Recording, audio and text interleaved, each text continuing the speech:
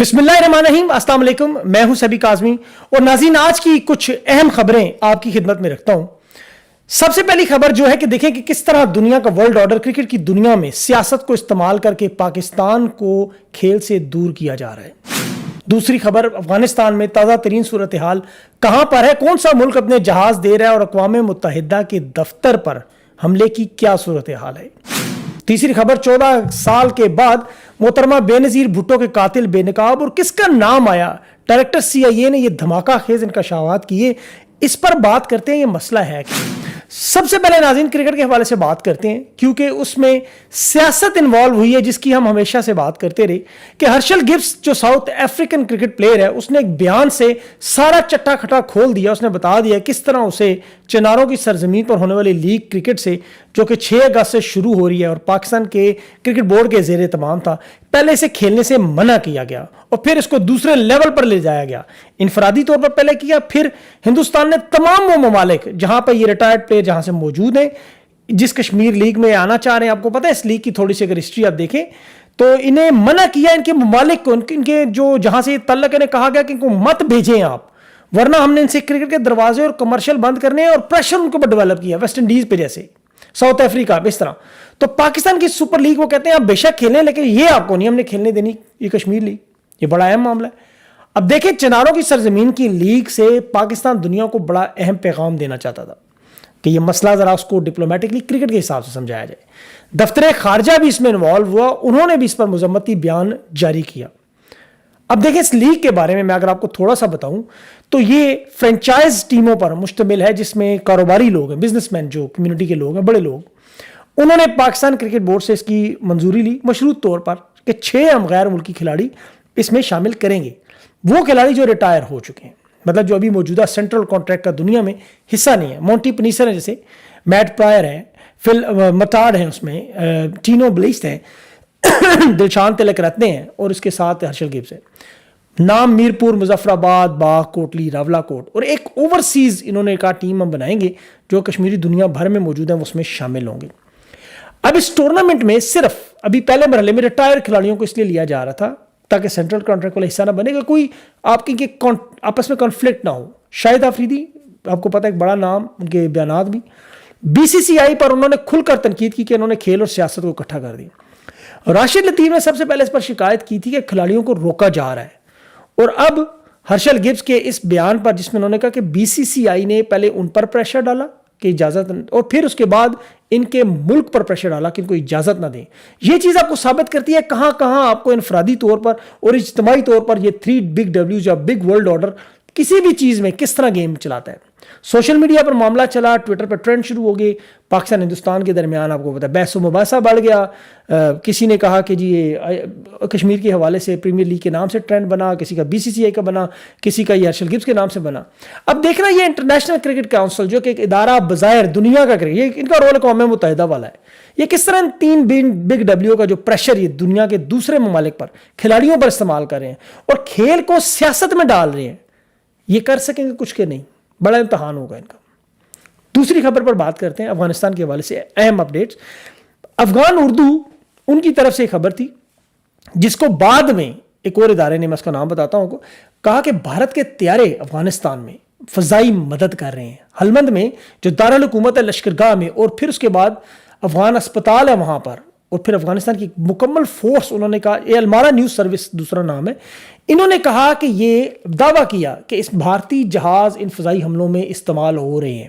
مدد کی جا رہی ہے افغانستان اور جنوب مغرب میں۔ اس کے علاوہ 3 بڑے شہر ہیں، ہرات، لشکرگاہ اور کردار، ان تینوں میں اس وقت جو بڑا مارکا ہو رہا ہے۔ لشکرگاہ میں آپ دیکھیں کہ افغان جو اسٹوڈنٹس ہیں وہ گورنر ہاؤس کے بالکل کچھ میٹر کے فاصلے پر دوسری مرتبہ پہنچے تو حکومتی فورسز نے انہیں دھکیل دیا، یہ بڑی اہم پیش رفت ہے۔ اور اس کے ساتھ ساتھ اگر آپ دیکھیں کہ اس وقت روس کا جو ایک بڑا میڈیا ہاؤس ہے، انہوں نے بھی دعویٰ کیا، سپوٹنک نیوز نے، کہ یہ جو افغان ہے اس وقت اقوام متحدہ کا جو وہاں پر دفتر ہے وہاں پر بھی انہوں نے افغان اسٹوڈنٹ سے حملہ کیا۔ فواد امان جو کہ سپوکس پرسن ہیں ان کے افغانستان حکومت کے، انہوں نے کہا جی اپنے ٹویٹر پر کہ اقوام متحدہ کے دفتر پر جو افغان اسٹوڈنٹس کا حملہ ہے۔ اچھا، اس میں آپ کو بڑی امپورٹنٹ چیز بتاؤں کہ اس حملے میں کوئی تصویر، کوئی ویڈیو نہیں ہے، ایک سڑک پر جیسے وہ چیک پوسٹ کی مانند لوگ کھڑے ہیں جن کا تلاشی لے رہے ہیں ان کو آنے جانے کے لیے، جس طرح انہوں نے ایک سسٹم بنایا ہوا اپنا. دوسری طرف سے جو افغان اسٹوڈنٹس ہیں انہوں نے کہا جی پروپیگنڈا ہے، تاکہ دنیا کی جو افواج ہیں، اقوام ہے اور عوام ہے، انہیں ایک جواز مل جائے کہ دیکھیں جی اقوام متحدہ کے دفتر کو بھی انہوں نے نہیں چھوڑا. اب افغان اسٹوڈنٹس کہتے ہیں ہم پاگل ہیں، ایک طرف ہم امن کی بات کر رہے ہیں، ڈائلاگس کی بات کر رہے ہیں، ہم کیوں یہ بیوقوفی کریں گے. تو اس وقت سچویشن ہے افغانستان کے شہریوں پر، وہاں جو عام لوگ ہیں ان کے گھروں میں بھی افغان اسٹوڈنٹس داخل ہو چکے ہیں. اور کیوں داخل ہوئے ہیں؟ تاکہ قندھار میں ایک پارلیمنٹ کے جو ممبر ہیں اس نے بات کی، اور یہ برٹش خبر رساں ادارہ اس کو بتایا کہ یہ شہر تو گیا ہی گیا اپنے ان کے ہاتھ سے، آج جائے یا کل جائے، جو گھنٹوں کے حساب سے صورتحال ہر گھنٹے میں بدل رہی ہے.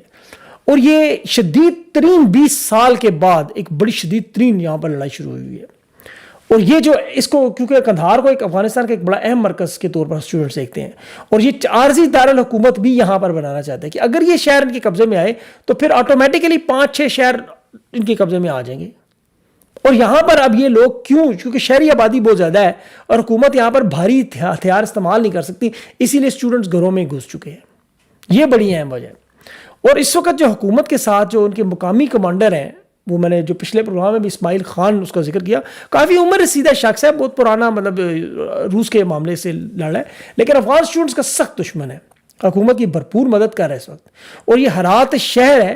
یہاں پر ایک سب سے اہم جو تاریخی اور ثقافتی اور تجارتی مرکز ہے، یہ ہب ہے ہرات، اور اس کی سرحد ایران سے بھی ملتی ہے. اگر کسی کا ہرات پر قبضہ ہو تو سمجھ لیں آپ کی تجارت ان کے ساری مرکز ان کے ہاتھ میں آ گیا. سینکڑوں ہزاروں لوگ، پتہ ہے آپ کو یہاں سے تجارت کے مسئلہ بھی ہے. اور یہ ایک دفعہ انہوں نے اگر قبضہ کر لیا، جس کے چانسز ہیں اسٹوڈنٹس کے آ رہا ہے قبضے میں، تو پھر انجیل اور گراکرا کے علاقے ہیں، اور وہ سارے کے سارے، کیونکہ وہاں پر ایئرپورٹ بھی موجود ہے، تو یہ سارے کے سارے ان کے پاس آٹومیٹکلی چلے جائیں گے.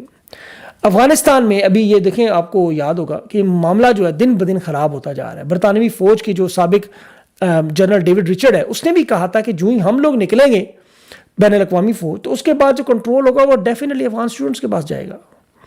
سب سے جو اہم مسئلہ جو میں ڈسکس کرنا چاہ رہا ہوں وہ ہے غذا، پانی اور سہولیات کا ایک بہت بڑا بحران یہاں پر شروع ہونے والا ہے، بہت بڑا، آپ کی سوچ سے بھی بڑا. اس لیے کہ صوبہ نورستان پر ابھی آپ دیکھیں سیلاب آیا، وہاں پر جو امدادی کام تھے وہاں نہ ہونے کے برابر تھے. سیلاب میں کم از کم 113 لوگ جو تھے وہ وہاں پر اللہ کے پاس چلے گئے. اب یہ حکومت کہتی ہے جی کہ یہ اسٹوڈنٹس کا علاقہ ہے، وہ وہاں وہ بیٹھے ہوئے ہیں تو وہ جانے، ان کا کام جانے، ہم تو وہاں بندے بھی نہیں بھیج سکتے، امدادی کام نہیں پہنچ سکے. غذا کا اور پانی کا مسئلہ بڑا شدید ہونے والا ہے دونوں طرف سے. اس کو کوئی پرواہ نہیں کر رہا، اس پہ ذرا غور کریں. روس کے تیسری خبر جو ہے وہ روس کے سرکاری چینل پر آئی ہے. اس میں انہوں نے سابق صدر جو ڈک چینی کے حوالے سے CIA کے ڈائریکٹر نے کہا جی کہ مجھے حکم دیا گیا تھا کہ دنیا میں ایک لسٹ بنائی گی کہ کن کن کو آپ نے دنیا کے جو بڑے سربراہان ہیں ان کو اڑانا ہے. ان کے نام تھے، اور یہ لسٹ جو تھی وہ خود ڈک چینی نے، جو کہ امریکن وائس پریزیڈنٹ، پر بہت سی فلمیں بھی بنی ہوئی ہیں، آپ دیکھ سکتے ہیں نیٹ فلکس پر. انہوں نے ایک پورا گروہ ترتیب دیا ہوا تھا. اس گروہ کا کام یہ تھا کہ بین الاقوامی طور پر جو بھی امریکہ کے مفاد کے خلاف ہو اسے راستے سے ہٹانا ہے. اس صورتحال میں ان لسٹ میں محترمہ بینظیر بھٹو کا نام بھی تھا، جسے جارج ڈبلیو بش نے آرڈر دیا اس کو. یہ CIA کے ڈائریکٹر کا سرکاری چینل روس پر انٹرویو ہوا ہے، اس میں یہ بات کی. 14 سال کے بعد یہ بات ہوئی. دنیا ڈھونڈتی رہی کون ہے، کبھی آصف زرداری پر الزام لگا، کبھی کس پر لگا، لیکن اب یہ بات کھل کر سامنے آ گئی ہے کون پیچھے تھا. اب دیکھیں، یہ کوئی محترمہ بینظیر بھٹو پہلے نہیں، ان سے پہلے ان کے والد بھی، ضیاء الحق بھی، یہ سارے اب کڑیاں ملاتے جائیں، لیاقت علی خان بھی. پاکستان میں بہت سے ایسے لیڈران کے پراسرار معمہ ٹائپ جو آپ کو پتہ قتل ہوئے، دنیا سے ان کو اٹھایا گیا اس انداز میں، پتہ ہی نہیں چلا ہوا کیا ہے. اور صرف پاکستان میں نہیں، ہندوستان میں بھی آپ دیکھ لیں، وہاں پر بھی اس طرح کے بہت سارے لیڈران کے ساتھ. اور سب سے بڑھ کر عرب دنیا میں آپ دیکھیں، شاہ فیصل سے لے کر قذافی تک اور پھر صدام تک، یہ سب لوگوں کے ساتھ جو ہوا وہ آپ کے سامنے ہے. آپ امریکہ کے مفادات کے سامنے کھڑے ہوں گے تو یہ لوگ آپ کا نام اس لسٹ میں لکھیں گے، اور پھر وقت کے بعد 15 سال بعد آپ ایک خبر بنیں گے جس پر کوئی بندہ بات نہیں کرے گا. اس طرح میرا کوئی چھوٹی موٹی بات ہوگی، آپ سنیں گے، کان سے نکالیں گے، ادھر سے نکل جائیں گے. عمران خان اس وقت پاکستان کے وہ وزیر اعظم ہیں جنہوں نے امریکہ کے مفادات کو چیلنج کر دیا ہے ہر جگہ پر. جس طرح یہ انٹرویوز دے رہے ہیں، جس طرح یہ کھل کر بات چیت کر رہے ہیں، چاہے وہ یونائٹڈ نیشن کا فلور ہو، چاہے یہ امریکی چینلز ہوں، یہ جس طرح کھل کر ایک پاکستان کی پالیسی کو بیان کر رہے ہیں. آپ ماضی میں اگر اٹھا کر اپنے پاکستان کے لیڈران دیکھیں تو آپ کو ذوالفقار علی بھٹو نظر آتے ہیں جنہوں نے اس وقت, پھر ضیاء الحق نے بھی اپنے آخری ٹینیور میں پاکستان کی پالیسی کو چینج کرنے کی کوشش کی, فورن پالیسی کو. اسی طرح جب بھی کوئی بھی کوشش ہوئی کہ امریکہ کو ہم اپنی اس پالیسی سے دور رکھیں تو ان کا پھر آگے سے جواب کسی نہ کسی طرح اس شکل میں ضرور آیا. یہ بڑی اہم بات ہے, لیکن ہم چونکہ مسلمان ہیں, ہمارا ایمان کی قبر میں جو رات ہے وہ باہر نہیں, اس لیے ہم اس چیز پر اتنا زیادہ غور نہیں کرتے, لیکن ہمیں اپنی سیکیورٹی پر ان چیزوں پر بہت زیادہ توجہ دینی چاہیے. یہ خاص طور پر جس طرح CIA کے ڈائریکٹر کی ایک بہت بڑا انٹرویو ہے, اسے سیریس لینا چاہیے, پاکستان کو ٹیک اپ کرنا چاہیے, اس معاملے کو اٹھانا چاہیے, دنیا کو بتانا چاہیے کہ یہ کس طرح یہ معاملات ہمارے ملک میں ہوتے رہے, تاکہ لوگوں کو پتہ چلے. مزید معلومات اس پر آنی چاہیے سامنے, کس نے کیا, کیا, کب کیا, تاکہ لوگوں کو اس پہ انفارمیشن ہو. جن پر الزامات لگ رہے ہیں وہ الزامات کا سلسلہ ختم اور حقائق سامنے آئے لوگوں کے. مزید کوشش کریں گے اس پر مزید انفارمیشن آپ کو نکال کر آپ کے سامنے لائیں, اور جو لیٹسٹ خبریں ہیں وہ بھی ساتھ. اپنا خاص خیال رکھیں. اگلی ویڈیو تک کے لیے اجازت دیں. اللہ حافظ.